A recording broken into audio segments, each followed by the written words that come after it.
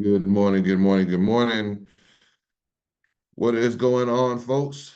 We are looking here. It looks like we are getting ourselves live on Facebook. Want to make sure we are good to go there. And we will get started with today's morning mentorship. Looks like we are live, which is awesome. So we will go ahead and get ourselves started with today. All right. Get ourselves started with today. Listen, I am fired up today. I'm fired up every day, but I'm especially fired up today. I'm especially fired up about this morning mentorship. Things have been going amazing in my world, and my hope and prayer is that they've been going amazing in your world as well. What an unbelievable week that we have had here, and again, I truthfully pray that you all are having an amazing week as well.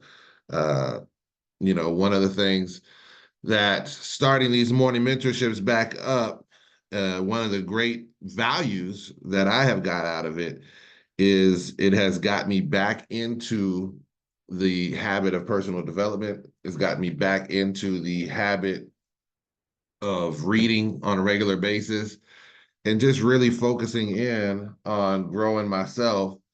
Um, which has been important. So, with that being said, guys, we're going to jump into morning mentorship. Again, we are reading the Psychology of Winning. That is our book of the month for September. We are now multiple weeks in. This is week 3. We got one more week, and we'll finish out this book. If you are interested in preparing for next month's morning mentorship, that book will be by Dr. Miles Monroe. It'll be In Pursuit of Purpose. So you can go ahead and get that ordered so that you can follow along with us as we move through these morning mentorships. We are excited to be live on Facebook. These are recorded and placed on our YouTube channel as well. So you always have access to be able to get to the information if you find some value here. So if you do find some value here, please make a comment, like, share, let us know if you're seeing this on replay, if you're watching it live, whatever it may be. All the feedback is incredible. So as we say, and we'll probably say for at least the rest of this month, we started this back up because a couple years ago, we were part of a personal development program, what I like to call a leadership factory, that was part of an organization called Legacy Worldwide, led by our mentors, Mr. Randy and Wanda Webb. And they did a phenomenal job of helping grow leaders and teaching leadership skills. And one of the things that they did that was this morning mentorship call, it was a cornerstone of my life for a couple of years, as we would do it Monday, Wednesday, and Fridays. And they would come on and just pour into us and pour into us. And I missed it so much.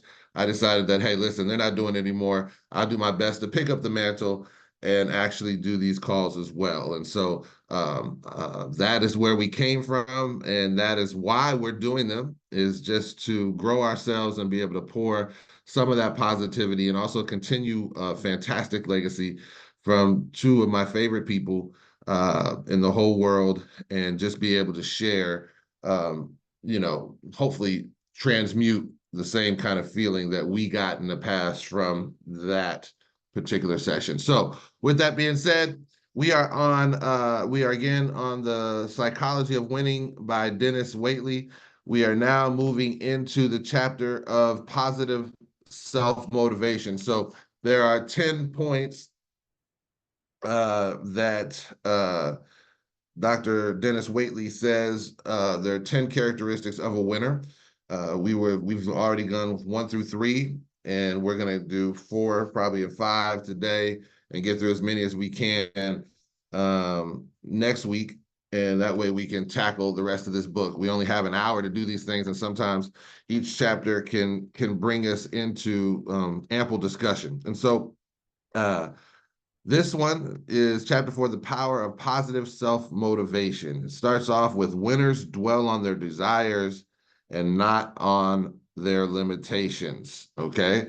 Winners dwell on their desires and not on their limitations. It's going to be talking about and discussing sort of this idea of desire, okay? All achievement starts with desire. the idea, the desire, the want to. I want something, I want to achieve something. And so it all has to start with desire. All right. So as we go into this chapter, it says winners have desire. They are dissatisfied with the status quo. They want change for the better. And there never was a winner who didn't want to win, right? There's never been a winner who didn't want to win. So winners have a desire to succeed. They are dissatisfied with the status quo and they want change for the better. Okay. And they want change for the better. So this is one of the things that I like about this book is that he does give us a little definition as to where he's coming from. And so what he says here is many people have the mistaken idea that personal motivation is an option, like hors d'oeuvres, which can be taken or left alone, but everything an individual does, whether positive or negative, intentional or unintentional, is the result of motivation. And he's going to go into that. And I want you guys to think about that and some of the stuff that we've talked about already in the past, right? Is that indecision is a decision. Indecision is a decision, right? So you can either decide to get up and chase a dream. You can either decide to get up and take a step forward. You can get up and make a decision to do something positive, to add a new skill to your life. You can make a decision to grow yourself personally. You can make a decision to start that new business. You can make a decision to start that new exercise routine. You can make a decision to eat healthier. You can make a decision to do something to better your life. Or the opposite is if you make no decision at all, that is a decision because we're either getting better or we're getting worse. There's not much consolidation, right? We're either getting better or we're getting worse. All right. So when we make a decision not to improve, we're automatically making a decision to decline. And so along with that, he's saying, right, that personal motivation, that everything an individual does, whether positive or negative, intentional or unintentional, is the result of motivation. And so he's going to go on to describe why he says that, right? And I love that he said it because it we don't really we when we talk about decision, we don't always think of motivation, right? Are we motivated to get up and do the things, right? Are we are we motivated to go work out? Like one of the biggest things, right? I've been doing a lot more cardio over the last couple of years, lost almost 100 pounds, got a lot thinner and a lot healthier. But one of the things that I have not been doing, right, is actually lifting heavy, lifting weights. Now, Randy told me about this years ago. For those of you who don't know Randy, looks like a bodybuilder, in great shape, very muscular. And he was telling me if I really want to burn those extra pounds that have been challenging to get off, that I have to begin to lift. I have to begin to add muscle. And so I haven't had the internal motivation to go out and do the thing that I haven't wanted to do. And so therefore, my internal motivation has led me to not do those things. And as a result, those last pounds have been very difficult.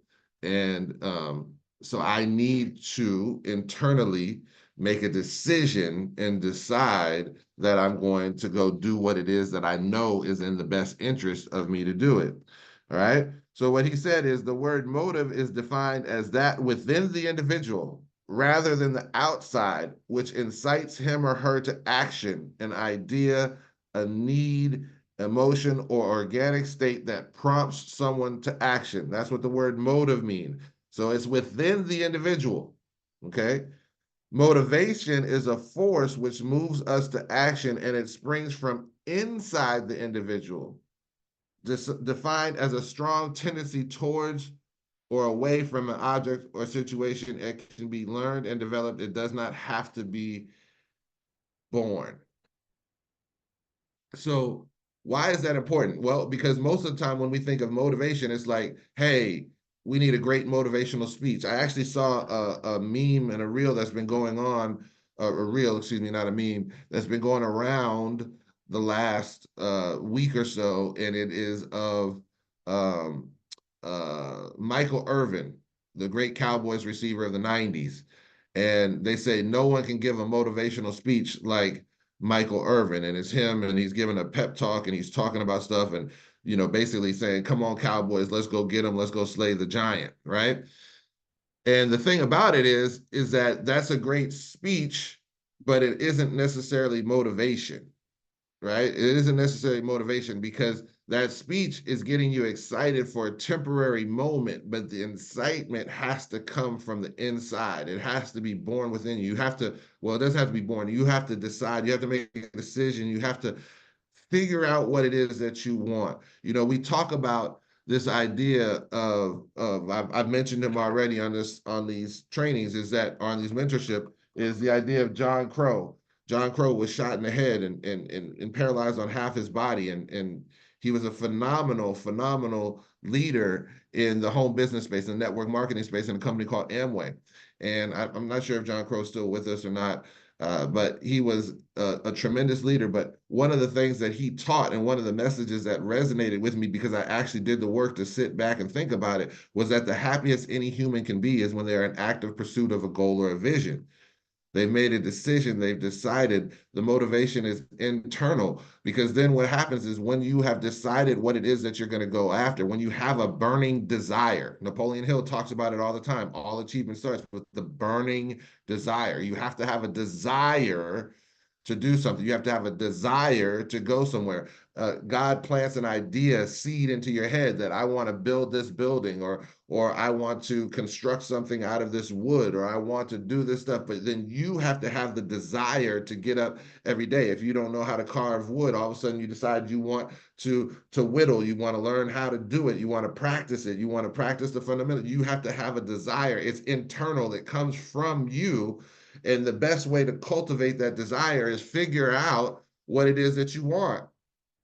Figure out what it is that you want your life to be. Figure out what your purpose is. Figure out why you're here. Figure out what it is that you love to do, what you have passion for, what you can do, whether you get paid for it or not. Figure that type of stuff out, and then transmute that into your burning desire, what it is that you want to do, and you will automatically have motivation. You'll be motivated.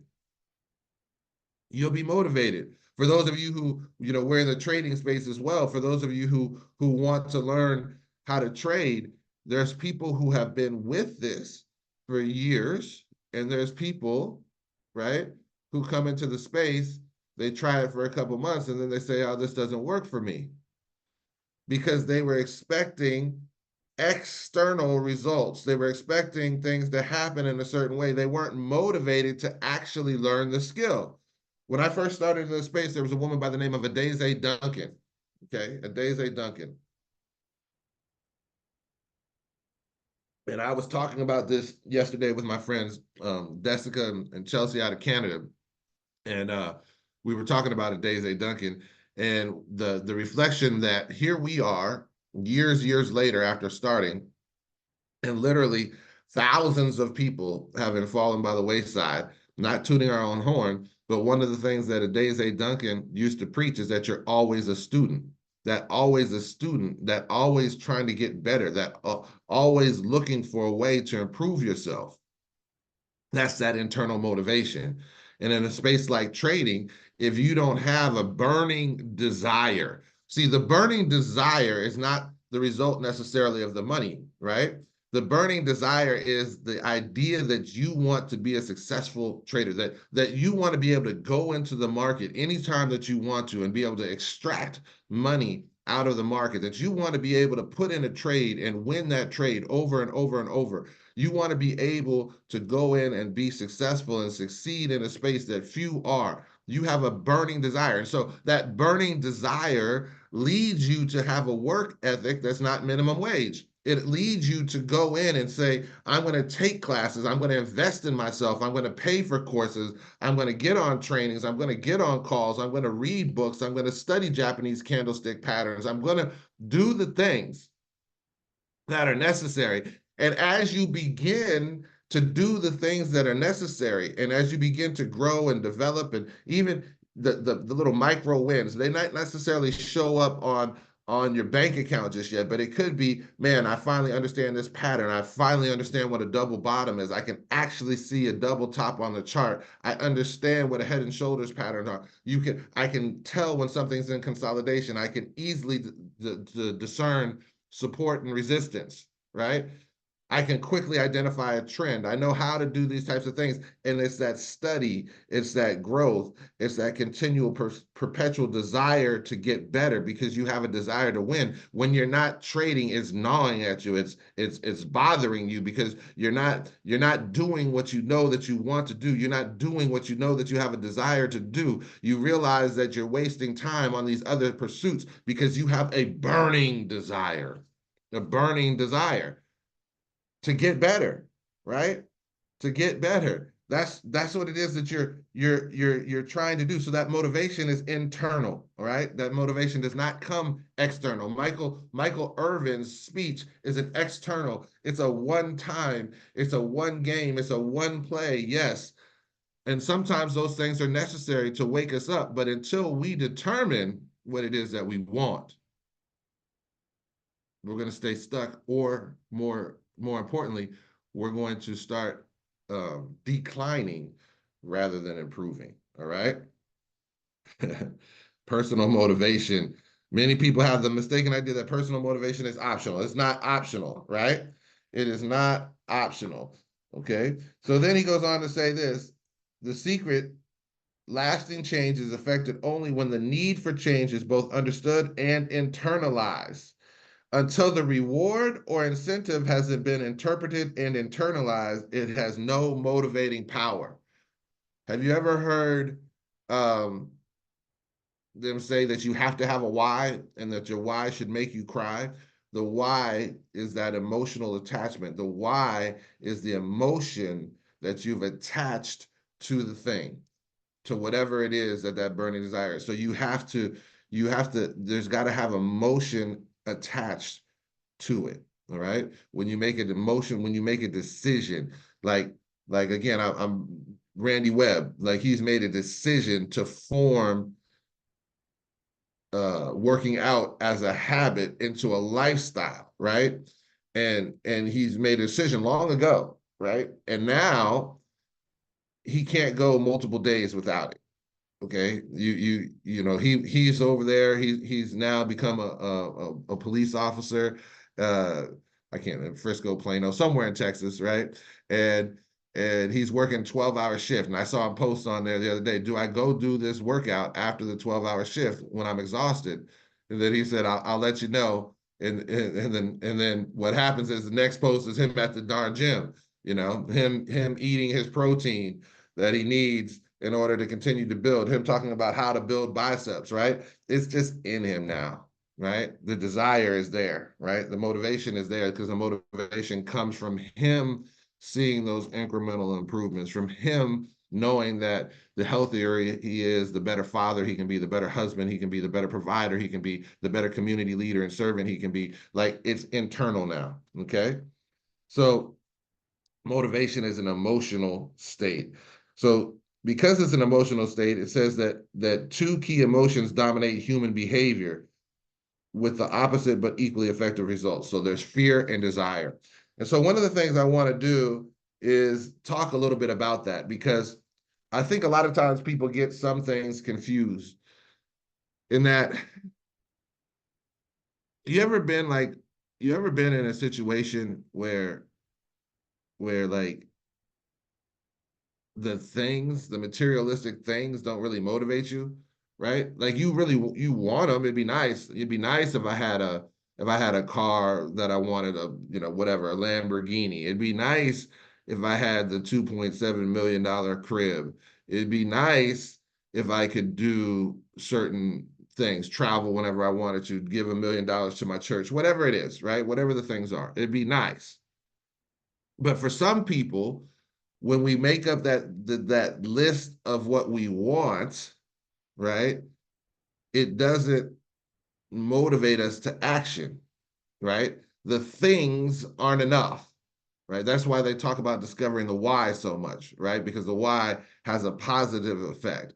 But what I'd like to do is I'd kind of like to do this little exercise of just you can get out a piece of paper when you're at home tonight, or if you're on this call now, and I want you to kind of put a line down the middle, and I want you to put if I do and if I don't, right? And because I realized something a long time ago is that the things don't always motivate people. The things don't always trigger the internal motivation necessary to chase the thing. Okay. And so what I want you to think about, I said, think about what is the life that you want, right? What is the life that you want? And we've talked about this before. Like what I want you to think about, and it was your homework on week one of this series was what do you want? What do you want out of your life? What do you want your house to look like? Describe it in detail, right? I want a 5 bedroom, 5 bath, 6 bath. I want an extra bath, right? I want a chef's kitchen. I want a home theater. I want whatever it is that you actually want. You know, some people that maybe that's not what it is. Maybe you're happy with a 2,000 square foot home that just feels like home. I don't know what it is. You don't have to have the big thing. That doesn't have to be a desire of yours. But what is it that you want? Where would you like to live?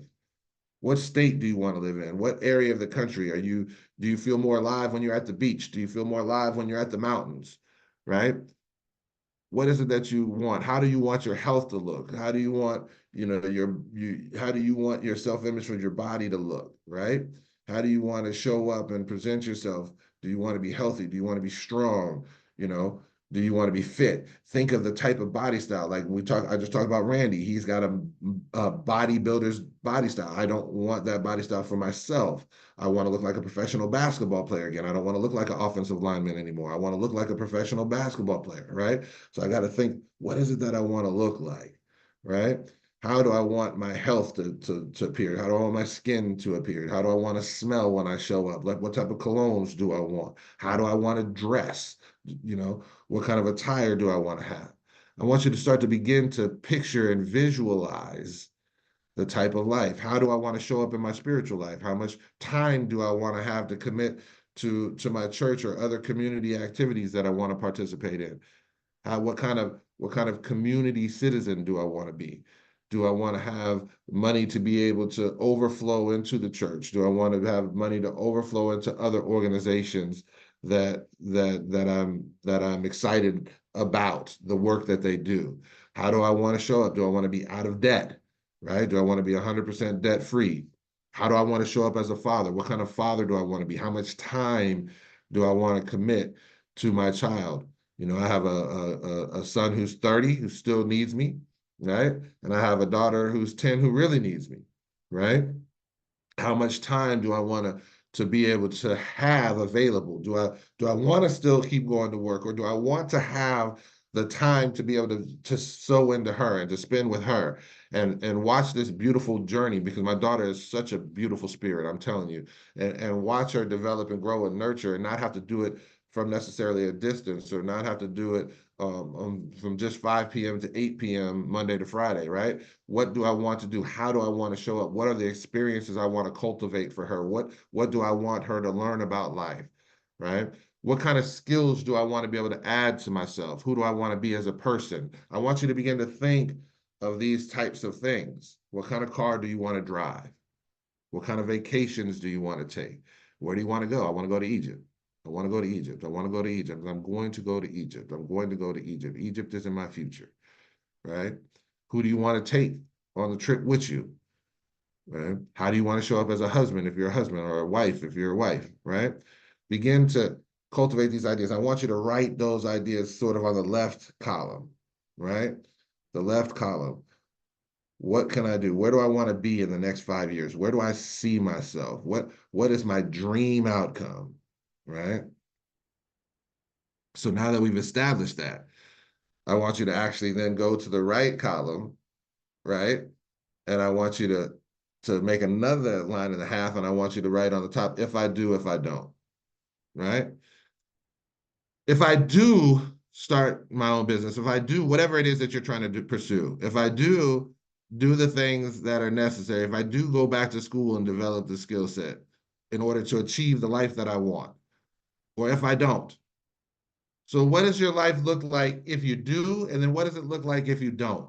Right? If I don't do these things, if I don't change my behaviors, if I don't do something different with my health, if I don't start to exercise, if I don't begin to lift weights like Randy said, if I don't begin to change my diet, what does my life actually look like?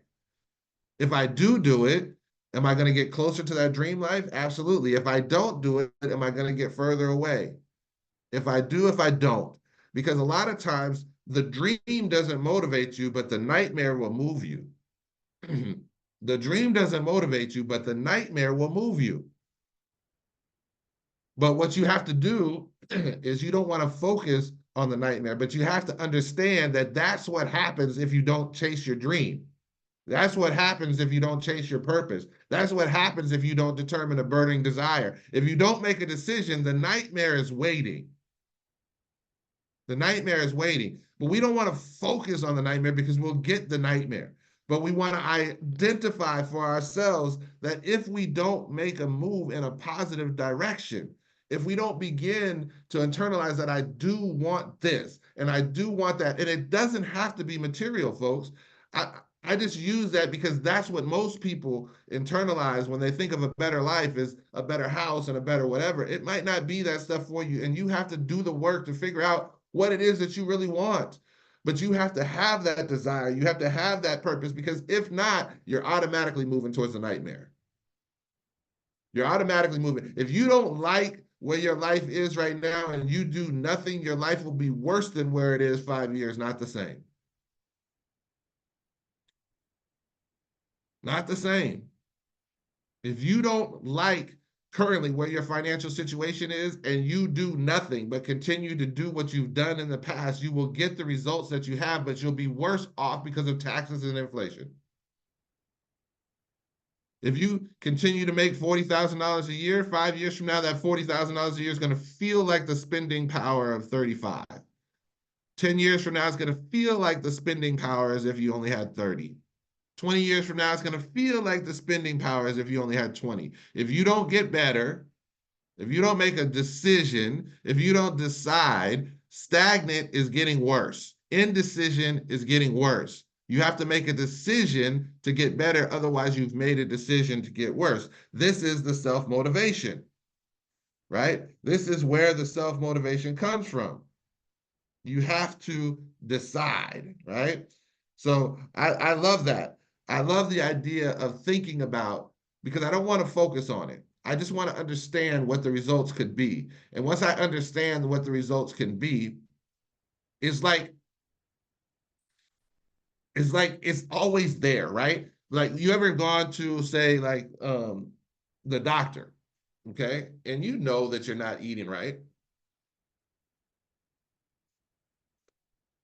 You know that you're not eating right. You know that you're not exercising. But you figure, but I still feel okay, so it's all right. You're not seeing the 1% damage, the 1% a day, the small micro damage that's happening to you. And then all of a sudden you go to the doctor, and the doctor says to you, listen, if you don't change X, Y, and Z, the likelihood of you being here in a year or 6 months is practically zero, right? And then all of a sudden you're like, oh well, shoot, I got to get after it, right? So the reason why I want you to do that exercise is so that you can identify 5 years in advance what'll happen, because you don't want to wait to the point where we're almost at the end before we decide to make the changes. Oftentimes that's too late. But if you understand what it is that you have the potential to be at now, where life can look like now if we don't make any changes. What is it going to look like 5 and 10 years if we don't make a change? Then now we can begin to make the change. We can begin to identify what it is that we want. We can begin to go after it with internal motivation, because now we know what it is that we want out of our life. Exercise that someone had me do a long time ago was in the so-called profession that I had at the time. They said, if you really like this profession, what I want you to do is look at someone who's been at your job for 10, 15, 20 years longer than you have, and then decide whether or not you want that lifestyle, right? because that's where you're headed. That's what this job produces. Now, obviously, you can make subtle individual changes, right? But if your career path leads you to some sort of a management or something within this particular field that you love, and that manager has to spend, 10-hour days, 12-hour days, and work 6 days a week and never sees his family and etc. That's what you're aiming for. I want to be the manager, right? Like and so now you've invested 5, 10, 15 years to get to that point, and you are investing into something that's not even a lifestyle that you even want. So take a look at what it is that you want. There's a guy by the name of Carlos Rogers right now, and I don't know Carlos super well personally, right? But he's the person who I chose to partner with in my current business that we're involved in. And but I have been watching Carlos for years. And so one of the things that I seek is the lifestyle ability that he has, right? I see him able to live at the house he wants. He travels whenever he wants to. He has a lifestyle that I would love. Wake up one day, decide I want to go to Vegas. Wake up one day, I want to go to Paris. Wake up one day, I want to do whatever, right? He's got a lifestyle, invest in several other businesses outside of this space, own a franchise, own this, own that, right?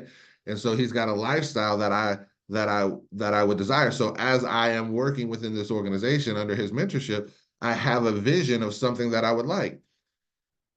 And as I get to know him better and better, he seems to be an incredibly cool dude, right?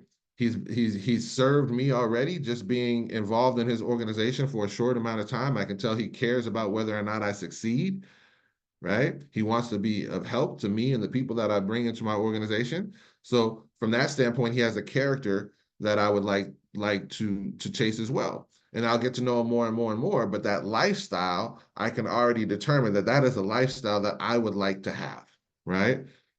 So I know that if I continue to follow the steps and do the things, that I can produce the lifestyle, especially if I have someone who's able to mentor me towards it, right? Wonderful thing. Okay. All right. What are we on here? I know I got stuck there for a second, right?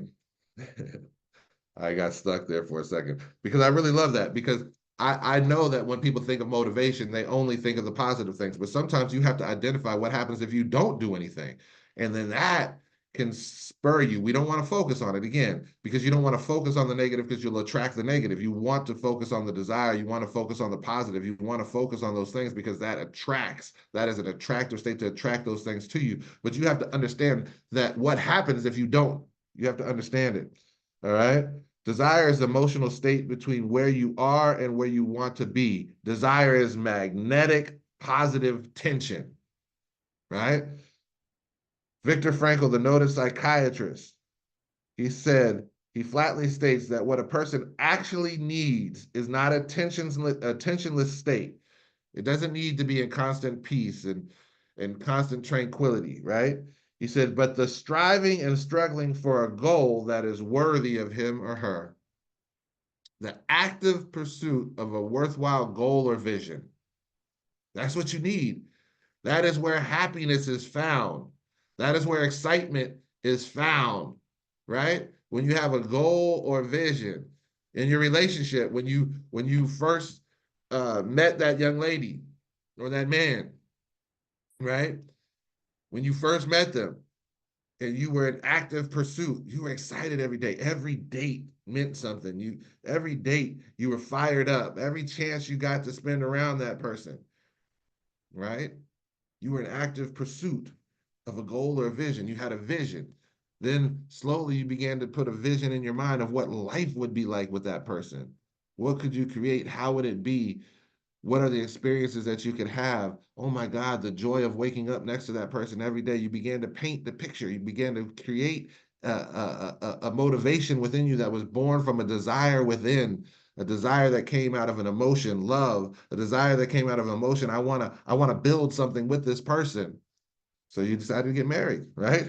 It is what it is, right? So that's what happens. I'm just using examples that of your real life where this comes out, right? Winners focus on concepts of solutions rather than concepts of problems.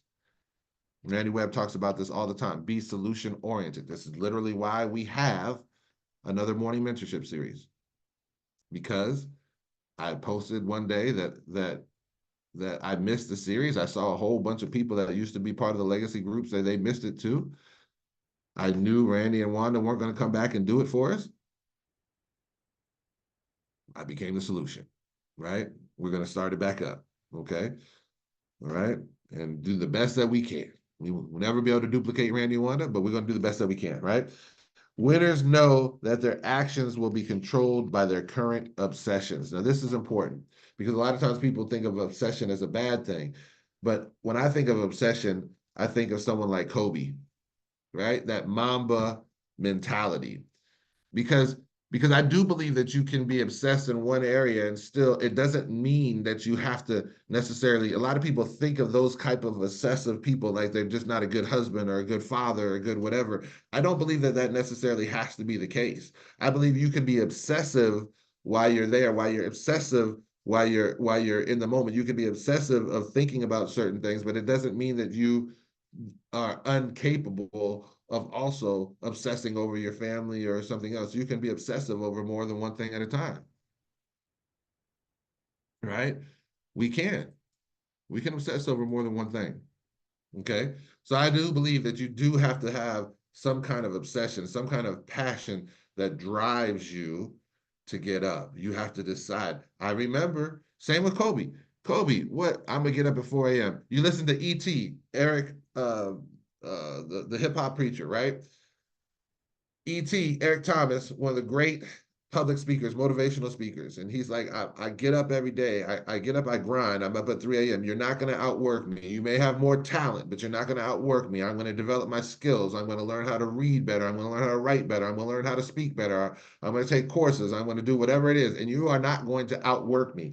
And he doesn't necessarily mean the physical work, although he's up grinding every day, getting myself in shape, making sure that I can get up on this stage and speak and pour into you for over an hour at a time, because it takes a lot to pour out. The energy that you're putting out when you're up on stage, because I've been a public speaker before, is a lot. So you got to be in shape. You got to be prepared to be able to handle that. He's preparation. He's motivated to get up, right? He's motivated to get up and do what it is that he's supposed to do in order to chase it. He's obsessive about it. I want to be the best public speaker. I want to be the GOAT of this industry.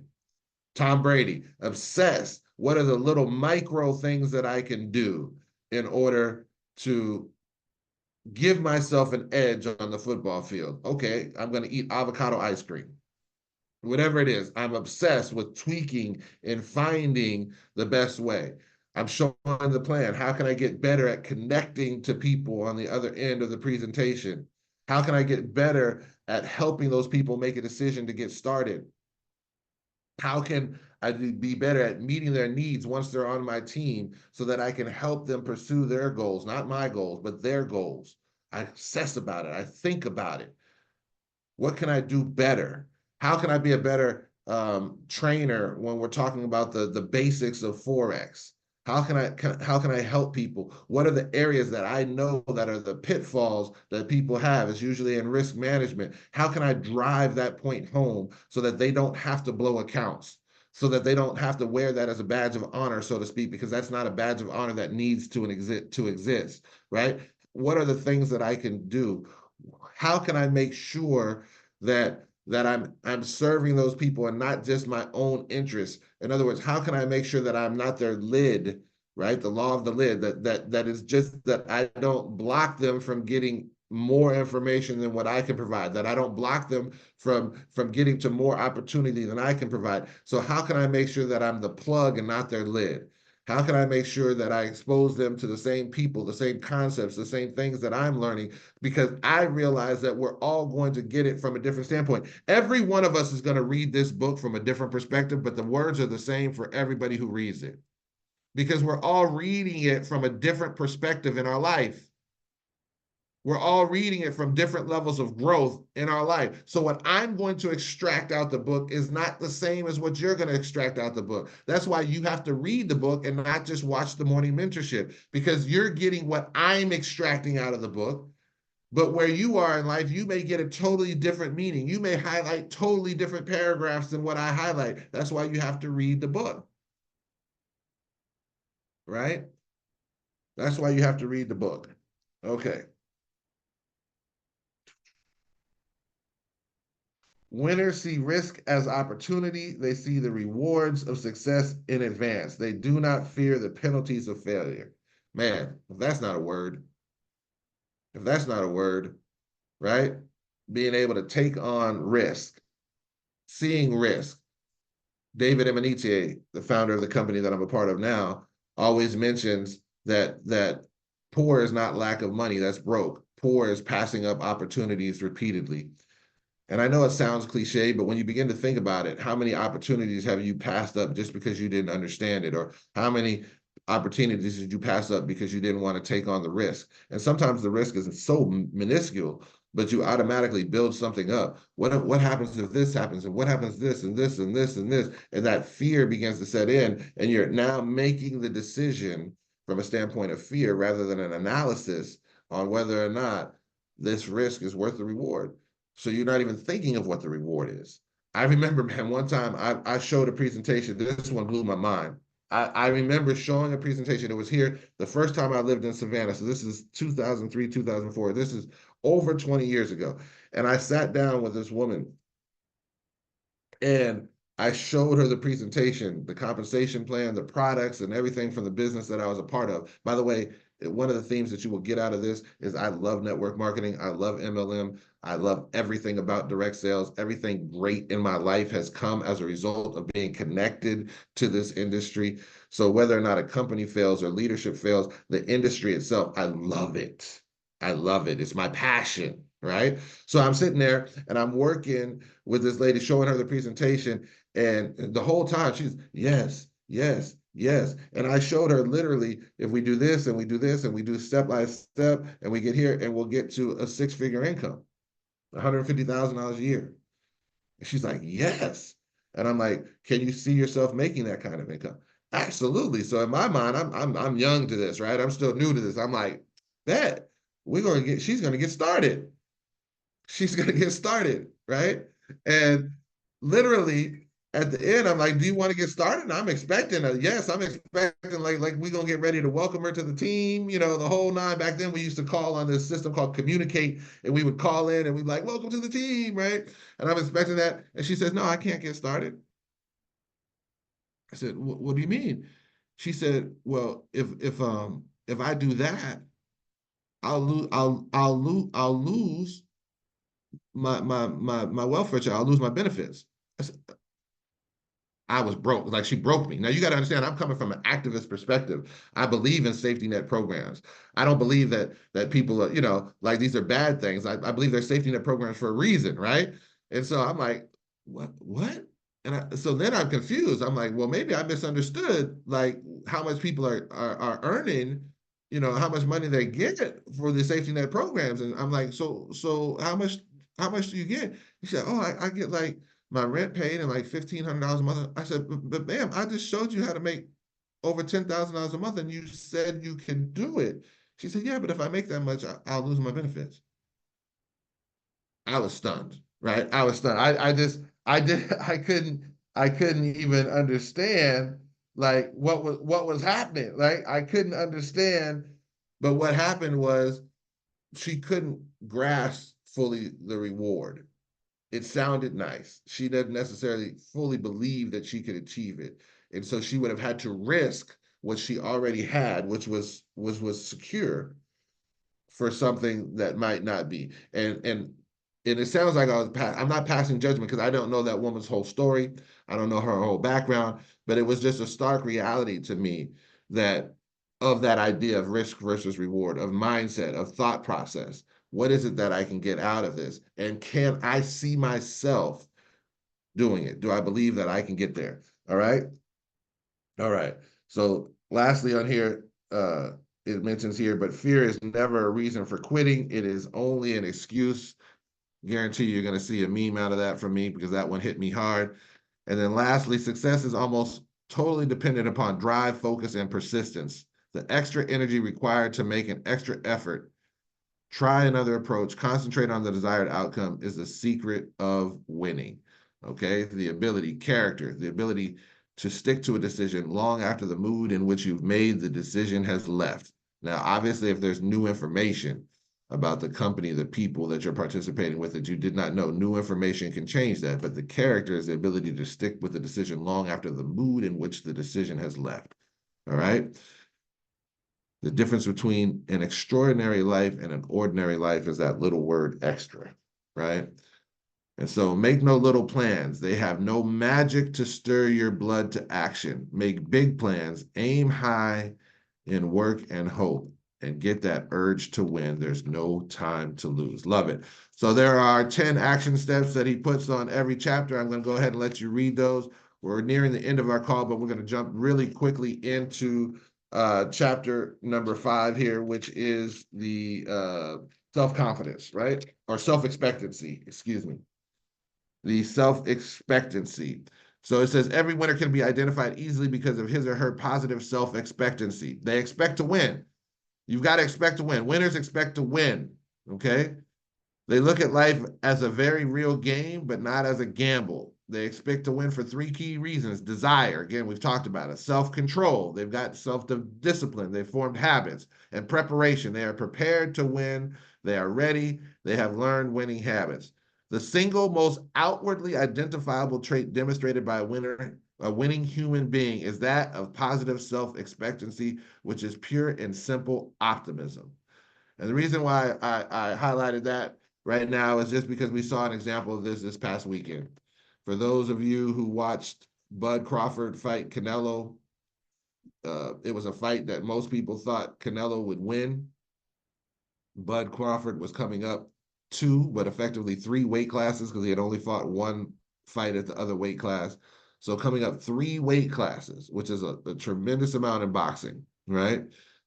To one of the greatest fighters ever at the weight class that he was going up to face one of the greatest fighters ever who punches heavier, who hits heavier, who weighs a lot more, a bigger man. And he came up and he challenged him and beat him soundly. So this is the top fighter of the generation versus the other top fighter of the generation, but one coming all the way up to meet the challenge. The other guy didn't say, hey, I'll meet you halfway or any of that stuff. He wanted the advantage of being able to fight. He said, I'm the draw. I'm the guy. If you want me, you're going to have to come all the way up here and fight me. And most people, as Bud had watched interviews and watched other people fight Canelo, he said most people lost before they ever fought. They were there because they just wanted to grab a quick payday. They never believed or thought that they could actually win. As soon as he hit them, they would fold, they would run. No one actually believed that they would win. He said, when I show up, it's going to be a different story because I know I'm going to win. And when interviewed at the end of the fight, I was asking him questions like, can you believe that you did this? I mean, this is amazing. No one's ever done this before in the history of boxing. And he said, it's a shock to you, but I knew I was going to win. It's not a shock to me. I'm not surprised. I'm not over here doing backflips and all this. I knew from day one I was going to win. They said, Bud, when in the fight did you know that you were going to win? He said, it wasn't in the fight. It was the day he signed the contract.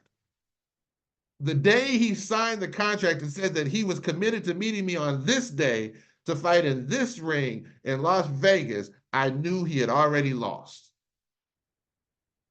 The confidence of a winner, right? The thought process, the self-expectancy, because I know the work that I've done. It's what I tell people all the time when we sponsor them into our organization is simply this. I can't promise you that you'll make money here. I can't promise you that you'll win in the markets. I can't promise you that you're going to build a huge network marketing organization and have tens of thousands of people in your downline. I can't promise you that. I can't legally promise it, and I can't morally promise it. But the reason I can't promise it is because I don't know how hard you'll show up for you. I don't know how hard you'll work for you. I know how hard I'll work to help you.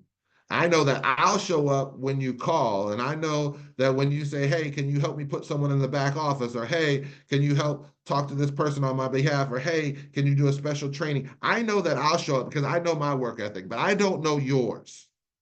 And so because of that, I can't promise you anything. But what I can promise you is that I will show up for you.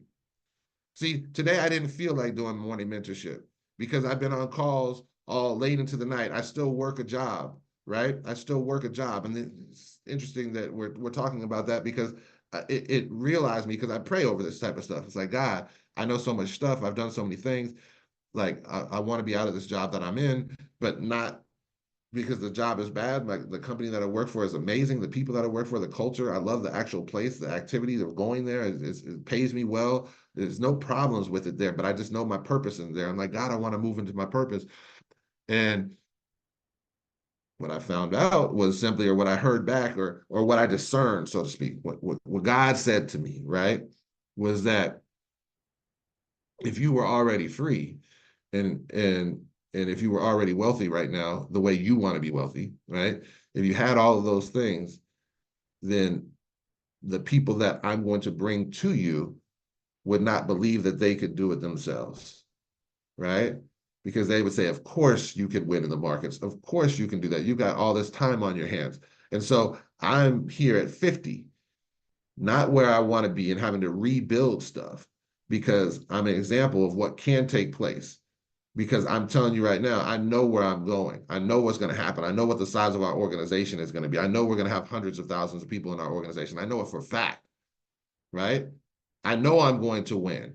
But the fact is, I'm going to be able to win, and I'm going to be just like you. I have to work a full-time job. I'm a single father when I'm able to have my daughter. I have to go and travel to see my daughter every single month.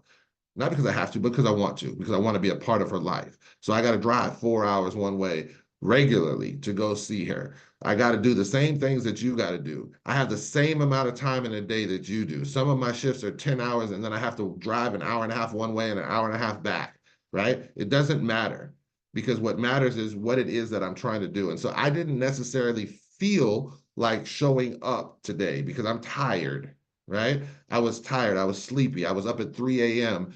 today after being on calls until about 11 to 12 o'clock at night before I finally laid down, up at 2:30 looking at the markets again real quick so I could prepare myself for the 3 a.m. call that we did, the London session, right? And we did the London session to 4 or 4:30 or whatever it is. And then I had to do a couple other things. I made some flyers. I did some stuff, laid back down at 5 so I could wake up about 7:30 so I can get myself together for this particular call. I didn't feel like being here today, but I was committed to the purpose. I was committed to the vision. I was committed to my burning desire. There is a purpose to what we're doing. And so we wanted to be able to do that. I know that I'm going to win. I know that we're going to be able to help other people win. I have a positive self-expectancy. So I'm going to show up. I know I'm going to show up. I know my work ethic. I don't necessarily know yours, but I know that you have it within you to do whatever it is that you want to do, whether it's this space or that space. It doesn't have to be trading. It doesn't have to be network marketing. I know you have it within you. All you have to do is get that burning desire. All you have to do is clearly crystallize that why. All you have to do is understand what happens if you don't. And all of a sudden, you'll be moved to action to do. So every individual tends to receive what he or she expects in the long run. You may or may not get what is coming to you. You may or may not get what you deserve, but you will always get what you expect. Let that sit there. What do you expect for yourself? What do you expect of yourself? What are your standards for yourself? We always have standards of when I meet a woman and man, she's got to have this and she's got to do this and I got to have certain standards. What are your standards for yourself? What do you expect of yourself? How does your house look? How does your car look? If you showed up at your house and you was going to a girl's house, like, and the girl's house looked like your house, would you want to stay? Right? Would you sponsor you? We talk about that, right? Like in the business. Would you sponsor you? Right? Would you bless you? Right? We're actually going to do a talk on that one. Would you bless you? Like if you were had the ability to hand out the blessings, would you bless you? Is there any as evidence? Is there any residue, evidence of what it is that you say that you want, that you're actually moving towards it, or are you just sitting there hoping for a wish, hoping for a lottery ticket, right? Right? Anyway, what is all of this stuff that he talks about? He talks about health, he talks about stuff. What does it all have to do with self-expectancy and winning attitudes? Simply this: mental obsession has physical manifestations. You become what you fear or get what you suspect. You are that which you expect to be. The power of self-fulfilling prophecy is one of the most amazing phenomenon of human nature. What do you expect from you? What are your standards for you? All right. So, guys, that's going to be it today. Of course, there's 10 things at the end of the chapter. We're almost done with our hour. I like to keep it on point. It is now almost 10 o'clock. This has been your morning mentorship. I see we got some comments in here. Let me see what we got. You are most welcome. All right. And so, listen, folks, we're going to end our live on Facebook. Again, next month's book, we're going to be here in the Pursuit of Purpose by Dr. Miles Monroe. I encourage you to order it. And also, we got the Psychology of Winning here, and we got one more week in this series. If you decide that you're getting some value out of this, that's absolutely amazing. Please like and share it with whoever you can. And also, if you want to be a part of the actual Zoom and you want to be in on the Zoom, all you have to do, if you're on Facebook, is either send me a friend request if we're not friends, or if we are, inbox me and let me know that you want the Zoom link, and we'll allow you in on the Zoom so you can be part of the conversation as well. We look forward to seeing you guys next week. I want you guys to go out and have an amazing week. I want every day to be better than amazing. I want you to begin to focus on what it is that you want out of your life, and I want you to develop and cultivate that internal burning desire. Chase what it is that you want. Go after what it is that you want. Wake up today, decide what you want, and go after it. Ain't it great, folks? Have a great day.